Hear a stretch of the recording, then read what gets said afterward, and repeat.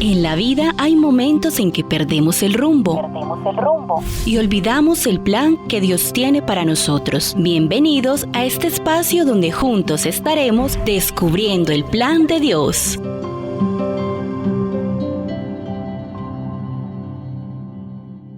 Escuchas Descubriendo el plan de Dios. La autoestima es un tema crucial en la vida de todos. La autoestima puede verse influida por su identidad en la fe, las expectativas de la sociedad y las propias dudas personales. Hoy escucharemos una conversación con todos los miembros de esta mesa y una invitada especial, la doctora Diana Charris, compañeros Gladys Molina, Juan Sebastián Barriento y este es su amigo y servidor Ángel Hurtado. Bienvenidos, compañeros. Muchas gracias, Ángel. Bienvenidos a cada uno de nuestros oyentes que nos acompañan con un tema muy interesante en este día, ¿cierto?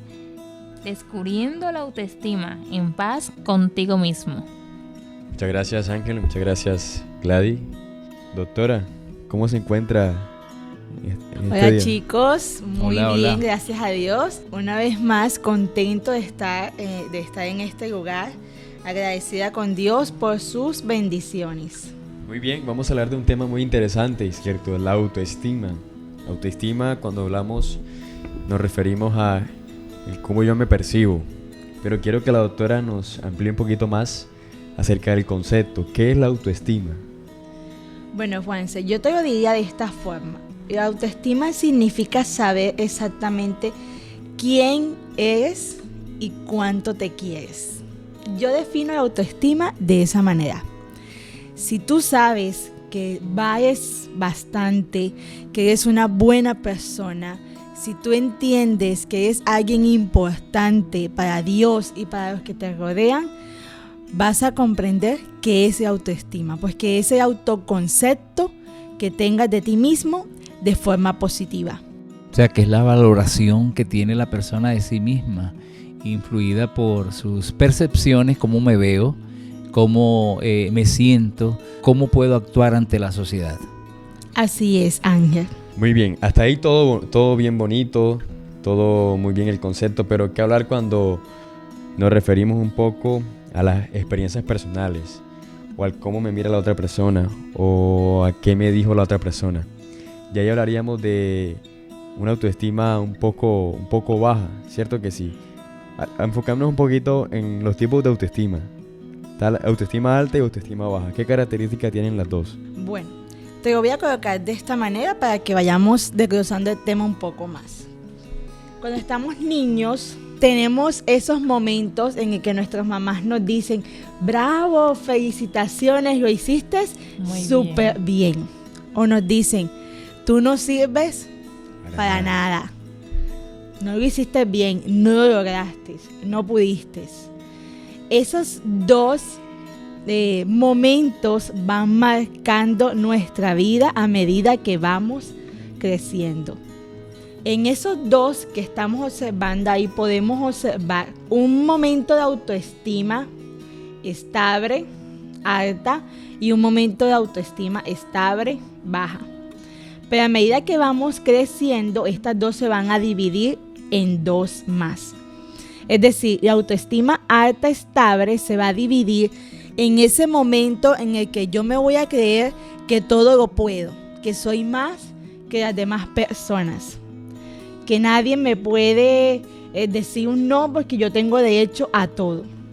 A lo que nosotros llamamos que esta persona puede tener una autoestima súper alta, pero psicológicamente es todo lo contrario. Psicológicamente en realidad es una persona débil que necesita sobresalirse como sea para ser aceptado. Y tenemos esa otra división que es cuando empezamos a sentir que nada nos sale bien a pesar de que en algún momento fuimos muy exitosos y comienza a tener un bajón. Entonces ahí se llama una autoestima inestable. Estas situaciones se van desarrollando a medida que vamos creciendo. Tenemos el otro lado, que es ese niño que la mamá le decía, ¿por qué se lo dieron a él si te lo merecías tú? Él no es más que tú eres más que él, esa persona no sabe, esa persona es fea, esa persona no puede, tú sí puedes. Ahí estamos formando en ese niño una característica de un niño narcisista. Es un niño que si no tiene la aprobación o el éxito adecuado, por más que lo estamos acostumbrando a ser un niño de éxito, en algún momento comienza a bajar. Y entonces ahí comienza a tener una baja autoestima llamada autoestima inestable. Baja autoestima inestable. Porque estamos trabajando un sentido en el niño que está desorientado. ¿Qué es lo ideal en estos momentos, Juanse? Que manejemos una autoestima estable. No alta estima que sobrepase los sentimientos y emociones de otras personas, ni baja autoestima que te afecte a ti como persona. Y lo ideal en el ser humano es manejar una estima estable, que tú puedas ver tus limitaciones y hasta dónde llegar, pero también puedas ver tus triunfos y hasta dónde puedes alcanzarlos, sin afectar a otras personas. Un poco de historia de lo que menciona la doctora, y ella habla del episodio del narcisismo, el narcisista. Y Narciso es una figura de la mitología griega quien era tan hermoso, tan bello, tan lindo, tan atractivo, que se enamoró de su propia imagen reflejada en un estanque de agua y allí murió ahogado, contemplándose a sí mismo. Entonces, cuando tenemos ese síndrome del narcisismo, es que no hay nadie como yo soy linda, yo soy hermoso, yo soy atractivo, y me pavoneo. Así es, así es. En una ocasión viví una experiencia muy personal con una compañera, por decirlo así, y esta persona se sentía que todo lo podía, que no había nadie más que ella. Y yo particularmente, Diana Charri, soy de las personas que si me propongo algo me gusta hacerlo bien, pero si siento que no voy a poder, yo misma me detengo. Pero esta muchachita se sentía que estaba siendo amenazada.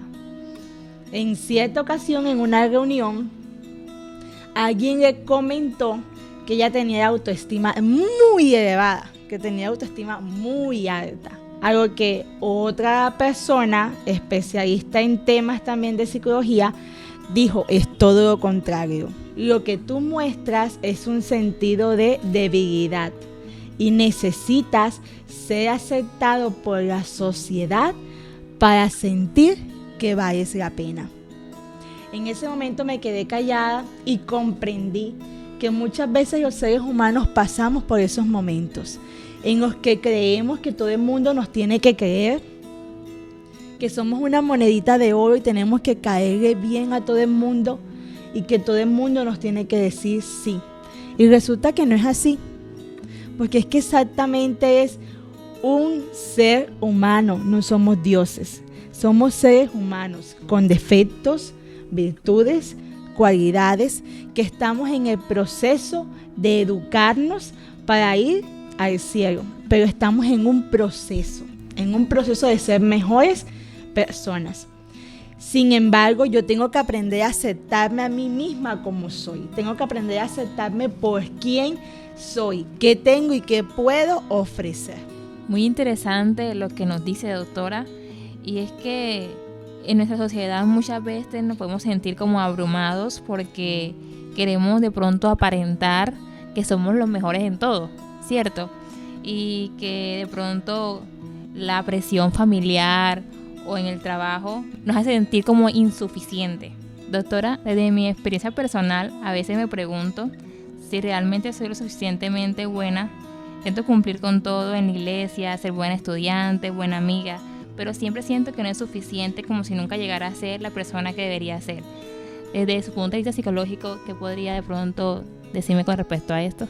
Bueno, Gladys, yo te cambiaría la pregunta o te respondo con una pregunta. ¿Tú haces lo que haces para agradar a las personas o haces lo que haces porque te sientes cómoda porque muchas veces hacemos las cosas para agradar a otros y obviamente no nos vamos a sentir nunca satisfechos, vamos a sentir siempre que nos hace falta más. Si tú actúas para mantener a todas las personas contentos, déjame decirte que siempre va a suceder algo que te va a decir no está bien hecho. Pero si tú lo estás haciendo para conservarte tú tranquila, para servirle a Dios, porque te gusta, porque te deja esa satisfacción de haberlo logrado, vas por buen camino. Doctora, esto me hace recordar mi adolescencia en la iglesia. Recuerdo que en mí pasaba lo siguiente, hablando de la autoconfianza, en mí pasaba lo siguiente.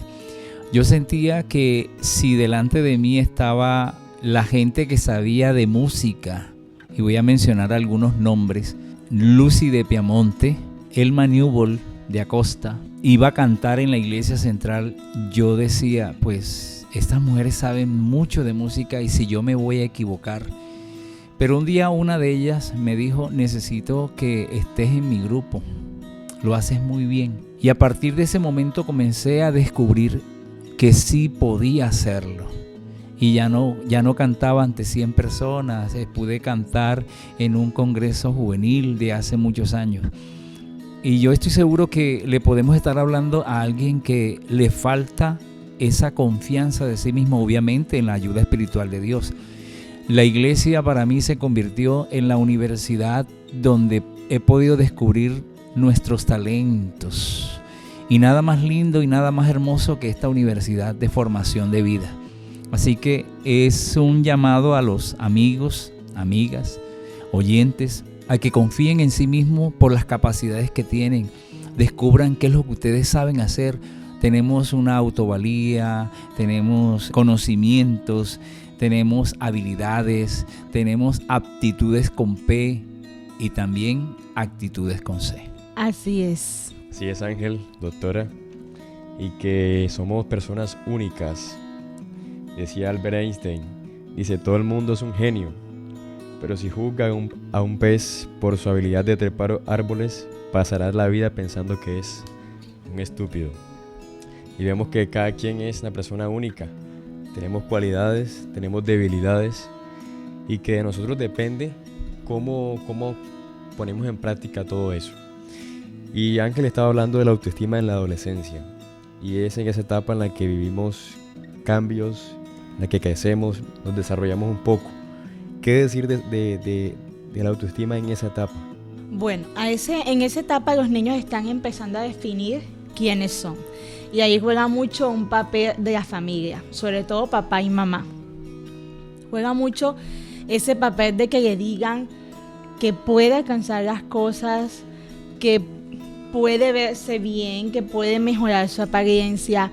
Sobre todo cuando tenemos acné en la cara, los niños empiezan a sufrir pues que da pena mostrarse. Y es cuando papá y mamá deben de buscar una solución para ese tipo de acné y ayudar a que el niño salga adelante. Yo tengo una experiencia muy personal. Yo estudié mi primaria en el colegio San Gabriel de aquí de la ciudad de Barranquilla y desde pequeña, desde que empecé a hablar, yo presenté un problema de fonoaudiología y muchas personas decían de que tenía frenillo. Me llevaban al médico y no encontraban absolutamente nada. Con los años encontraron de que era un problema de lengua pesada dispersa, es decir, ella le cuesta levantarse como cualquier lengüita porque tiene más peso de lo que debe de tener el músculo para soportar el movimiento. Eso recuerdo yo que estaba como entre 3º, 5º grado, fue más o menos esos procesos de vida. Y yo recuerdo que una profesora me dijo, se llama Betty Sierra y ojalá estuviera escuchando este programa. Y ella me dice, se me acerca y me dice, tienes una capacidad intelectual tan grande que no permitas que nada la opaque.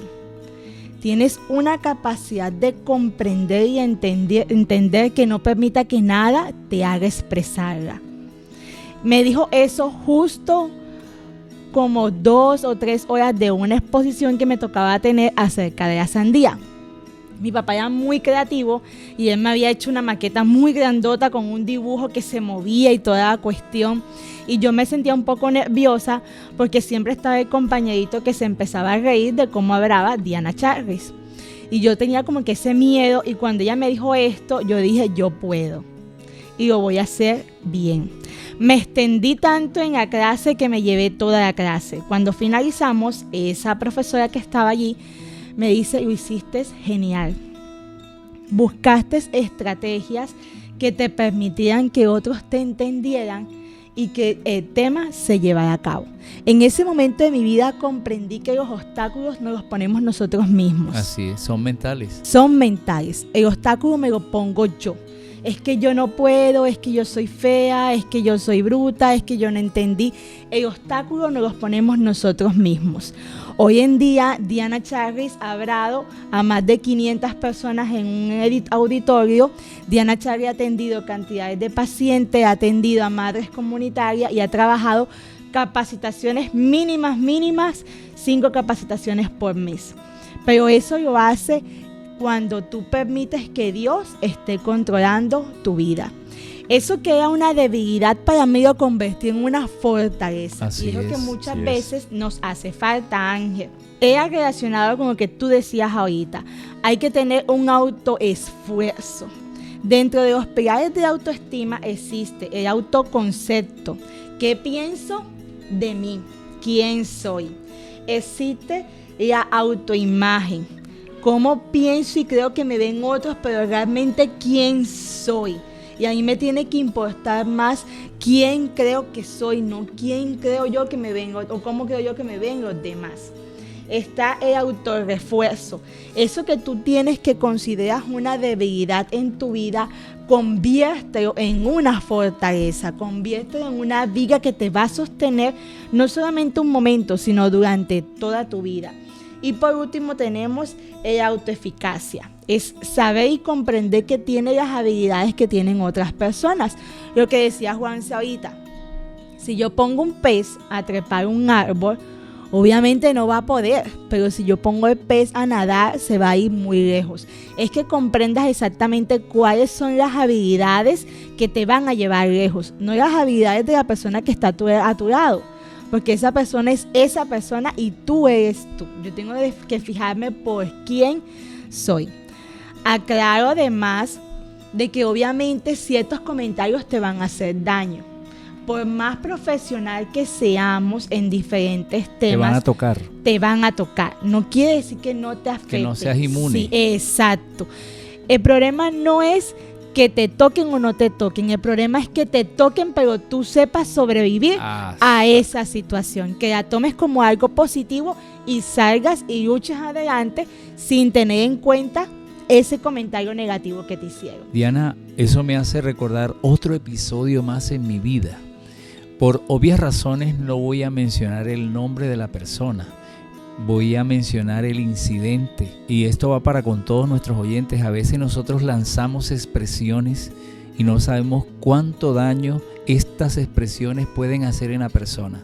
Por situaciones económicas de extrema pobreza en mi vida, mis padres apurados me educaron hasta donde pudieron, y entonces el resto me correspondía hacerlo a mí. No podía, y sin embargo pues no había terminado el bachillerato, y entonces salió un programa. Tenía que validar el bachillerato, tenía que hacerlo en el Colegio Adventista del Atlántico. Cuando yo me voy a inscribir, la persona que está atendiendo el programa viene, me mira a la cara y me dice, ¿y usted sí puede? Yo me quedé mirándola y le respondí, claro, por eso estoy aquí. Cuando hice las pruebas ICFES para aprobarlas en esa época, saqué el puntaje que no esperaba y pude ingresar a la universidad. Hoy por hoy puedo decir que no dejes, apreciado amigo oyente, que personas inescrupulosas aplasten tus sueños diciéndote cosas vanas. Sigue adelante, no importa lo que yo soy hoy. Miro hacia atrás y me he dado cuenta que conmigo ha venido Cristo Jesús acompañándome en este proceso de mi autoestima, porque podía mencionar muchas cosas de mi experiencia personal. Muy Interesante lo que nos dice hermano Ángel. Y dice el libro de Isaías, capítulo 43, versículo 4. Porque a mis ojos fuiste de gran estima, fuiste honorable, y yo te amé. Daré pues hombres por ti y naciones por tu vida. Qué hermoso saber, queridos oyentes, que somos importantes, somos honorables y valiosos para nuestro Dios. Doctora, una pregunta. ¿Cuáles son esos síntomas de alerta que podemos notar en una persona que luego tiene una autoestima baja? Bueno, la primera, y es una de las más complicadas en detectar, es la falta de confianza en sí mismo. Tú puedes verte sonriente, puedes verte seguro, pero en el fondo quizás sí tienes un grado de inseguridad, de autoconfianza contigo mismo, y no lo notas en el momento. No lo notas. ¿Cómo comprendes cuando estás pasando por ese proceso de autoconfianza en sí mismo? Cuando sientes que inconscientemente tus palabras te dicen ella lo hace mejor, o ella que se cree, o ahí estás en una lucha de debatir quién es mejor, si esa persona o tú. Y eso no tienes por qué hacerlo. Tú sencillamente tienes que desarrollarte tú como persona, no estar pendiente de cómo se desarrollan las demás personas. El otro es el miedo al rechazo, que era lo que decíamos ahorita. Estamos en una constante lucha de ser aceptados por otras personas y no debe de ser así. Tú debes de vivir tu vida y aceptarte tú misma. Algo que sí es muy notorio es la timidez. Cuando la persona es demasiado tímida hasta el punto en que no es capaz de mantener conversaciones con otras personas. Esa sí es más notable, esa sí es más obvia, y también hay que tener mucho cuidado y ayudar a esta persona a que se abra un poquito más con otras personas que estén a su alrededor. Hábitos de compararse con otras personas, lo que decía ahorita, la sensación de incapacidad, es que yo no puedo. El perfeccionismo, cuando queremos que todo salga excelente, y si no sale excelente, entonces coge el borrador, elimino todo porque definitivamente no salió excelente como yo quería. O cuando tenemos un novio y definitivamente no cumple todos los 10 ítems que yo tengo, entonces vamos a terminar porque no cumple los 10 ítems que yo tengo. O voy a un trabajo y entonces el primer día que ya me dijeron así no es, ya renuncié porque definitivamente no era así. No, eso no está bien. Tú debes de ir en una lucha constante de avanzar y avanzar. En medio de ese proceso es que tú vas aprendiendo. Cuando una persona es perfeccionista y retrocede, hay un bajo autoestima. Pero cuando está en el proceso de ser perfeccionista, pero avanza, es una persona que es sinónimo de que está en la lucha de aceptar y comprender que puede ser mejor persona cada día más. Y la otra es la dificultad de reconocer sus propios errores. Yo he visto cantidades de personas que ofenden ahí en el momentico y uno se queda como que, ¿qué pasó? Y después llegan como si nada, hola, ¿cómo estás? Y uno como que, hola, ¿cómo te ha ido? Pues que no captan que en ese momento están haciendo daño a las personas que están a su alrededor. Esos son sinónimos o síntomas de una baja autoestima.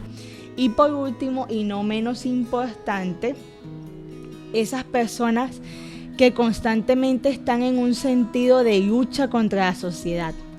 Es que nadie me quiere, es que nadie me mira, es que nadie me acepta, es que nadie me comprende.